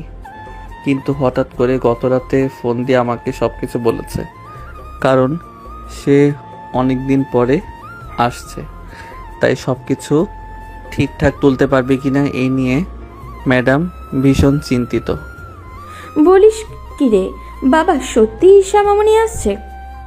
হ্যাঁ আম্মু, সত্যি আসছে ম্যাডাম। এতক্ষণ ধরে অহনা খুব মনোযোগ সহকারে সকলের কথা শুনছিল, কিন্তু ঈশাকে এখন পর্যন্ত সে চিনতে পায়নি, এবং কাকে নিয়ে বা কার আশা নিয়ে সকলের এত উৎসুক সেটাও সে বুঝতে পারছে না। তবে এতক্ষণ ধরে অহনা একটা বিষয় খুব ভালোভাবে লক্ষ্য করেছে। আরিয়ান তার বাবা মায়ের সঙ্গে কথা বলল, এখনো পর্যন্ত একটিবারের জন্য অহনার দিকে চোখ তুলে তাকায়নি বা লক্ষ্য করেনি তাকে। সে যে একটা মানুষ এখানে দাঁড়িয়ে আছে, তাকে আরিয়ান বুঝতে পারছে না নাকি বুঝতে চাইছে না। আরিয়ান খাওয়া দাওয়া করে দ্রুত বেরিয়ে পড়ে, এবং আরিয়ান চলে যাওয়ার সাথে সাথেই অহনা তার শাশুড়ি এবং শ্বশুরকে প্রশ্ন করে বসে, আচ্ছা আব্বু আম্মু, এই ঈশাকে? ঈশা হলো আমার বোনের মেয়ে, এবং আরিয়ান ইমনের ছোটবেলাকার বন্ধু ও খেলার সাথীও। ইমন এবং আরিয়ানও অহনার ছোটবেলা থেকেই খুব ভালো বন্ধু। তাদের ছেলেবেলা বেড়ে ওঠা এবং স্কুল কলেজ সবই একসাথে। তাদেরকে বলতে পারেন না তারা বন্ধু নাকি ভাই বোন। এভাবে কেটে যাচ্ছিল ওদের এসএসসি পরীক্ষার পরে। ওরা যখন কলেজে ভর্তি হয় তখন থেকে ঈশা পরিবর্তন হতে থাকে। ঈশার ব্যবহার কেমন যেন অদ্ভুত হতে থাকে। সে সবসময় আরিয়ানের সঙ্গে থাকতে চাইতে, ওর সঙ্গে ঘুরতে চাইতো, কথা বলতো। আরিয়ান এটা সহজভাবে নিত, কারণ সে ছোট থেকেই তাকে বান্ধবী এবং বোনের নজরে দেখেছে। তারা একে অপরে খেলার সাথী এবং বিপদের সঙ্গীও ছিল। কেউ কাউকে ছাড়া থাকতে পারতো না। কিন্তু কলেজ যাওয়ার পর যখন হঠাৎ করে কিসের পরিবর্তন লক্ষ্য করে ঈশা কেমন যেন আগের থেকে বেশি আরিয়ানকে সময় দিতে চাইতো। ওর কি ভালো লাগে, ওর কি খারাপ লাগে, ওকে নিয়ে বেশি পজিটিভ হয়ে যাচ্ছিল। বিষয়টা যখন আমাদের বোধগম্য হওয়ার উপক্রম, সেই সময় হঠাৎই ঈশা আরিয়ানকে প্রপোজ করে বসে। আসলে সেদিন ছিল আরিয়ানের জন্মদিন, এবং সেদিন ওরা এসেছিল আমাদের বাড়িতে। তোমরা যখন সবাই চলে গিয়েছিলে তখন আরিয়ান কেন যেন মন খারাপ করে নিজের ঘরে বসেছিল। এমন সময় ঈশা আরিয়ানের ঘরে যায় এবং আরিয়ানকে মন খারাপ দেখে তার মন ভালো করার জন্য অনেক চেষ্টা করে। কিন্তু কেন যেন আরিয়ান খুব রেগেছিল। কেন রেগেছিল, কিসের জন্য রেগেছিল, এটা আমরা কেউ জানতাম না। এবং এসব বুঝতে না পেরে সে আরিয়ানের জন্মদিনের জন্য তার মনের কথা আরিয়ানকে জানায়। কিন্তু হঠাৎ করেই আরিয়ান ঈশাকে না করে দেয়, কারণ সে নাকি অন্য কাউকে ভালোবাসে। এই কথাটি শুনে আমরা নিজেরাও ভীষণ অবাক হয়েছিলাম, কিন্তু তখন ছেলে নতুন করে কিছু বলতে পারেনি। ঈশা আরিয়ানের কাছ থেকে এই কথাটি শোনার পর ভীষণ ভেঙে পড়ে এবং অনেক কান্নাও করে। তারপর সে তাদের ইন্টার পরীক্ষার পর IELTS করে স্কলারশিপ নিয়ে অস্ট্রেলিয়া চলে যায় স্টুডেন্ট হিসাবে পড়াশোনার জন্য, কারণ তার মন্তব্য সে যদি আরিয়ানের সামনে থাকে তাহলে কখনোই সে ভালো থাকবে না এবং পড়াশোনায় মনোযোগীও হতে পারবে না। কিন্তু আজ 3 বছর পরে সে দেশে ফিরছে, কিন্তু আল্লাহর কাছে লাখো লাখো শুকরিয়া যে সে ঘটনার পরে তাদের বন্ধুত্বের কোনো পরিবর্তন হয়নি। আরিয়ান অন্য কাউকে ভালোবাসে মানে? এই কথাটি শুনে আমি নিজেও অবাক হয়েছিলাম। অনেকবার জিজ্ঞাসাও করেছি সে কাকে ভালোবাসে, কিন্তু সবসময় উত্তর দিয়েছে সময় হলে তোমাদের সামনে হাজির করব। কিন্তু সময় আর হলো কই। এরপর তোমার বিয়েতে যখন সে অ্যাক্সিডেন্ট ঘটে, তারপরে আমি তার সাথে কথা বলেছিলাম যে সে এই বিয়েতে রাজি কিনা এবং মন থেকে পৌঁছেছে কিনা। আসলে মামনি সেদিন সে স্বীকার করেছিল আমার কাছে যে সে অন্য কাউকে না, তোমাকেই ভালোবাসে, খুব বেশি ভালোবাসে। বিষয়টা আমিও আন্দাজ করেছিলাম, কারণ মায়ের মন তো। তুমি কখনো আমাদের বাড়িতে আসতে ওর চোখে বলে দিতে সে কতটা আগ্রহ এবং আকুলতা নিয়ে তোমাকে দেখতো। ওর চোখের ভাষা কি আমি বুঝতে পারতাম। শোনো মা, আমার ছেলেরা হয়তো চাপা, নিজের মনের কথা অন্যকে প্রকাশ করতে পারে না, বোঝাতেও পারেনি, কিন্তু সেটা সত্যি তোমাকে ভীষণ ভালোবাসে। আরিয়ানের মা অহনার সঙ্গে কথা বলা শেষ করে অহনার মাথায় হাত বুলিয়ে দিয়ে সব কিছু গুছিয়ে আবার রান্নাঘরের দিকে চলে যায় সেগুলো রাখার জন্য। কিন্তু অহনা এখনও সেখানে ঠাই মূর্তির মতো দাঁড়িয়ে থাকে আর মনে মনে ভাবে, এই ছেলে এমন কেন?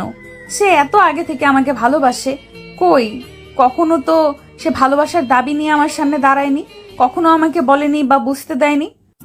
এরপর অহনা মনে মনে কিছু একটা ভেবে মুচকি হাসি দিয়ে সেখান থেকে চলে যায়।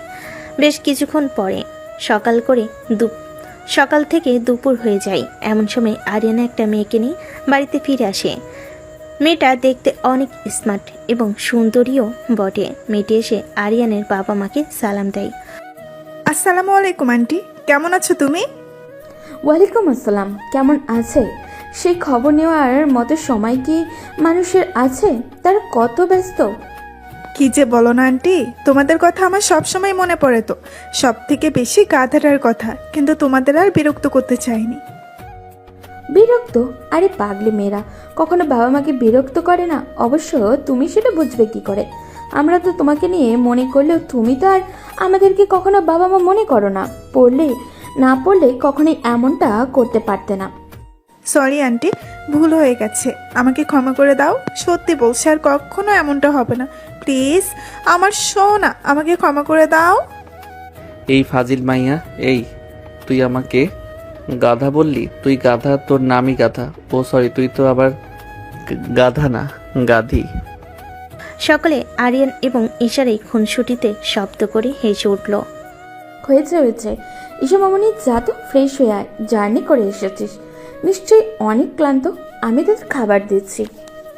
কি যে বলো না আন্টি, ক্লান্ত মানে? এখন তো আরো এনার্জি খুঁজে পেয়েছে, এখন তো তোমাদের অনেক জ্বালাবো, অনেক। আর সব থেকে বেশি জ্বালাবো তোমার এই গাধাটাকে। আমাকে গাধি বলা, তাই না? দেখছি এবার গাধি কি করতে পারে। আইসে আমার নানি রে, আমার খবর করতে যা তো, যা এখান থেকে যা। রাস্তা দিয়ে এসেছো, সেই রাস্তা দিয়ে কেটে পড়ো। দেখেছো আঙ্কেল, তোমার ছেলে আমাকে কিভাবে তাড়িয়ে দিচ্ছে, তুমি এখনো কিছু বলবে না? এই আরিয়ান, কি হচ্ছেটা কি? কেন আমার মামনিটাকে এইভাবে বিরক্ত করছো? সকলে যখন নিজেদের মধ্যে হাসি আর খুনসুটিতে ব্যস্ত, এমন সময় হঠাৎ ঈশার নজর যায় এক কোণে দাঁড়িয়ে থাকা অহনার দিকে এবং সে অহনার দিকে এগিয়ে গিয়ে অজ্ঞাত স্বরে বলে, এই তুমি কে? তোমাকে তো চিনলাম না। মামনি, ও হলো আরিয়ানের বউ আর আমাদের আরেকটা মেয়ে।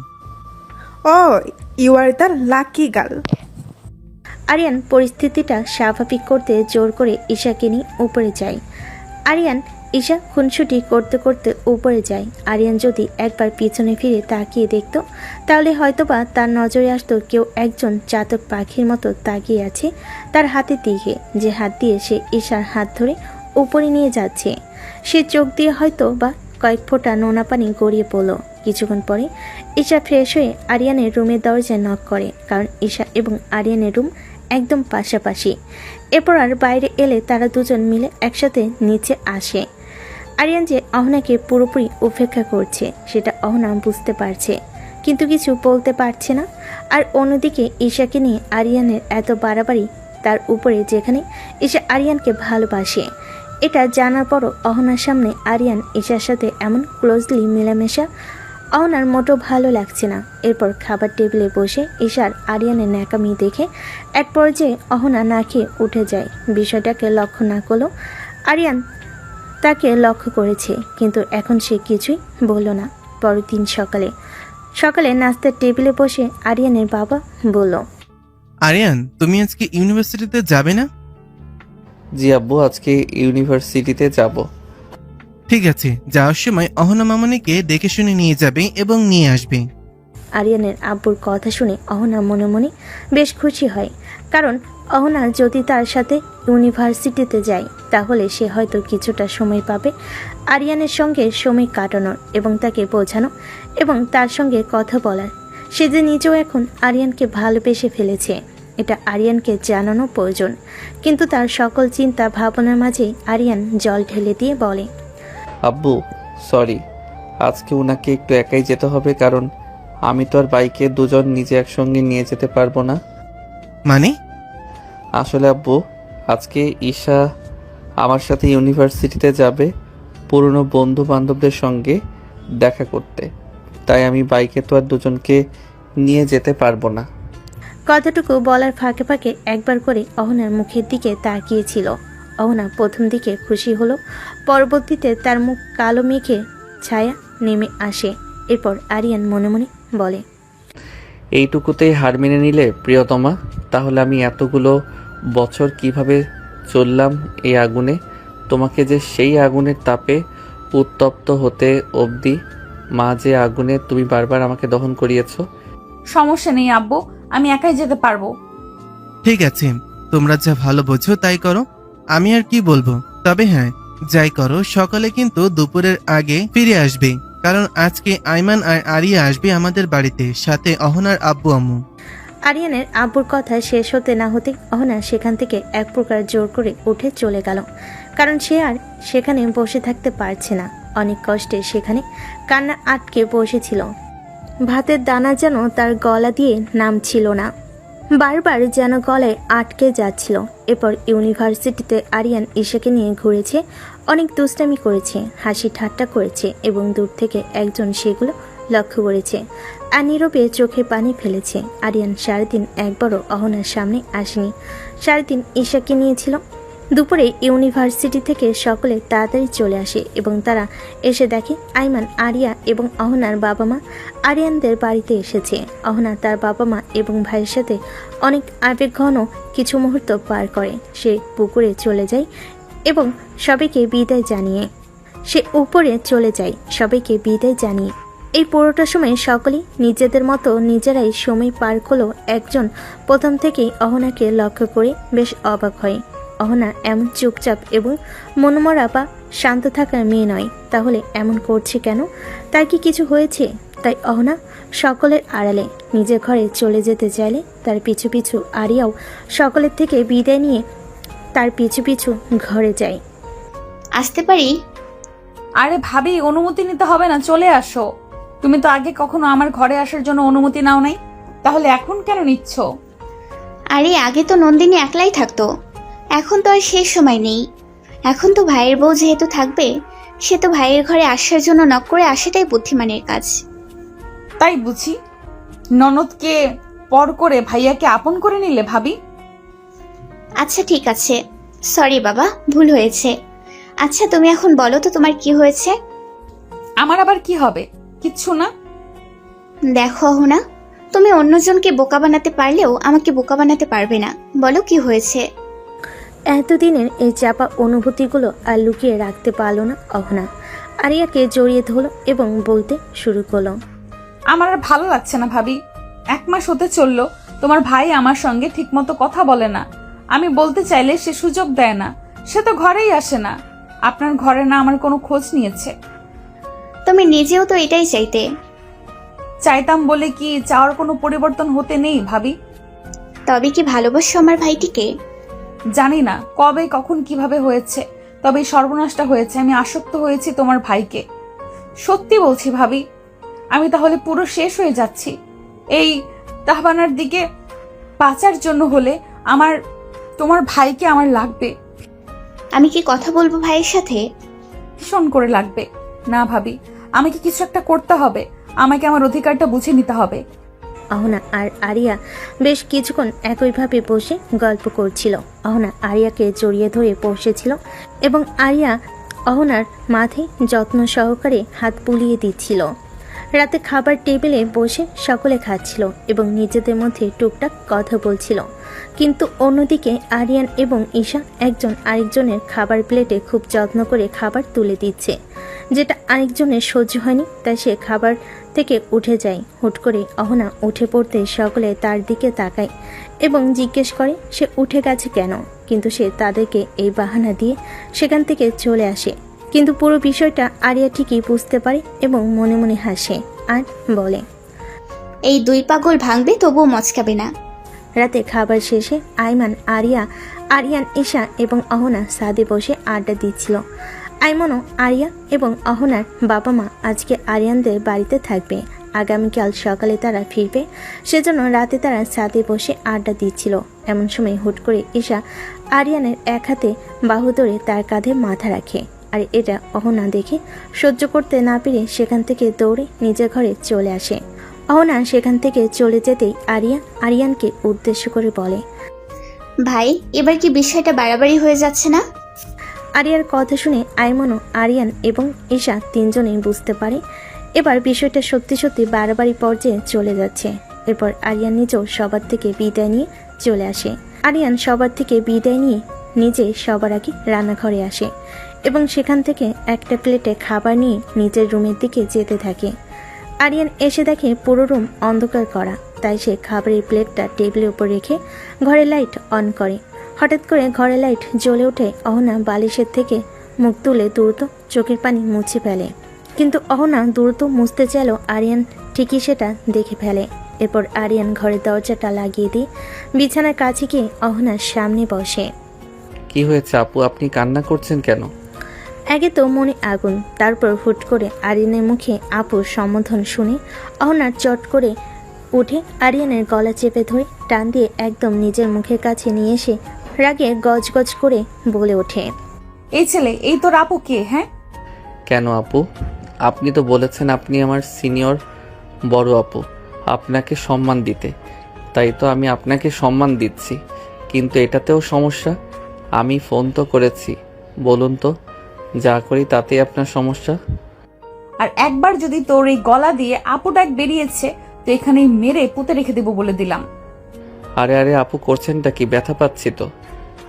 আর এতদিন তুই যে আমাকে এত ব্যথা দিয়েছিস তার বেলায়? ব্যথা? এত যে নিজেকে আড়াল করে রেখেছিস আমার থেকে, ওই ঈশানা ভিসার সাথে সারাদিন ঘেঁষাঘেঁষি করে বেরিয়েছিস, আমাকে উপেক্ষা করেছিস। তুই জানিস আমার কত কষ্ট হয়েছে?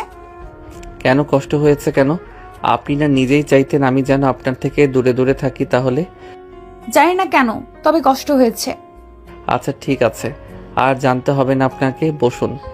দিন দিন তো খাওয়া দাওয়া ছেড়ে সন্ন্যাসটি উদযাপন শুরু করেছে। কয়দিন পর তো আপনার বাবা মা আমাদের দিকে আঙুল তুলে বলবে আমরা তাদের মেয়েকে যত্নে রাখতে পারিনি, খাওয়াতে পারিনি, যার জন্য তার মেয়ে শুকিয়ে কঙ্কাল হয়ে গিয়েছে।